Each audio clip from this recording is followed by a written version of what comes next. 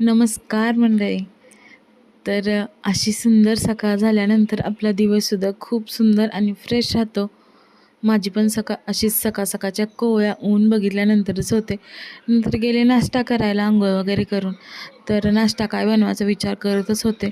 तोपर्यंत म्हटलं रात्रीचा शिळा भात आहे, तर तोच परतून घेतला. मग यांना दिला शिळा भात परतून आणि मी घेतलेले होते मोड आलेले कडधान्य. दुपारच्या जेवणासाठी बनवलं बेसन. एकदम पातळ असं बेसन बनवून घेतलं होतं, कारण ते आम्ही खाणार होतो भाकरीसोबत. पण आता तर नुसतं बेसनच बनवून ठेवलेलं आहे. भाकरी गरम गरम खायच्या बेसनासोबत, कारण बेसनासोबत गरम गरम भाकरीच खूप छान लागते. नंतर फार असं मस्तपैकी ऊन पडलेलं होतं. मग थोडा वेळ उन्हात बसण्यासाठी मी बाहेर आलेले होते.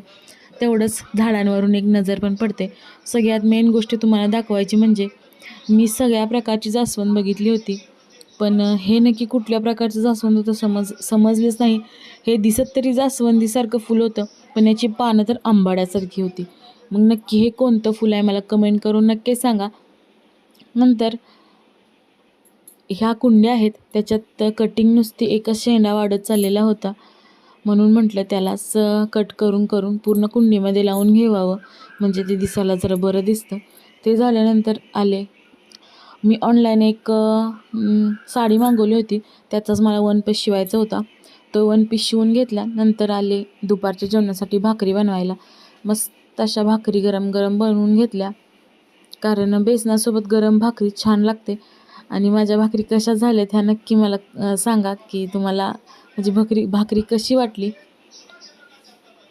तर भाकरी वगैरे करून नंतर जेवण वगैरे करून घेतलं.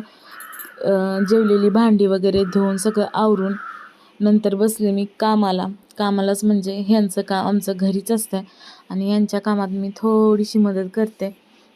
तर त्यासाठीच मी त्यांच्यापाशी म्हणजे कामाला गेलेली होती.